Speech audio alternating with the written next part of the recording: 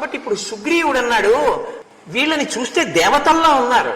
అసలు ఆ చేతులు చూసావా, ఎంతంత పొడుగైన చేతిలో? ఆ మూర్తిని చూసావా, ఎంతంత పొడుగున్నారో ఒక్కొక్కళ్ళు? ఆ చేతుల్లో ధనస్సు చూసావా? వాళ్ళు పట్టుకున్నటువంటి ఆ తూణీరములలో ఏదో ఆ కోరలతో బుసలు కొడుతున్న పావుల్లా ఉన్నాయి ఆ బాణాలు. అటువంటి వాళ్ళని చూస్తే ఎవరికి భయం వేయదయ్యా? అందుకని భయం వేస్తోంది. రాజుకి అనేక మంది మిత్రులు ఉంటారు. ఎవరితో మిత్రత్వం చేస్తున్నాడో మనకి తెలియదు. వాలి ఎవరితో మిత్రత్వం చేసి ఈ వీరుల్ని తీసుకొచ్చాడో, తాను ఋష్యమూకం మీదకి వెళ్ళకూడదు కానీ నన్ను వధించగలిగినటువంటి బలవంతుల్ని తీసుకొచ్చి ఉంటాడు. అందుకే అంత బలంగా ఉన్నారు వాళ్ళిద్దరు. నా కోసమే వెతుకుతున్నారు. వాళ్ళిద్దరు ఇప్పుడు ఇక్కడికి వచ్చేస్తారు, వెతికి వచ్చేసి నన్ను చంపేస్తారు. అందుకే నాకు భయం.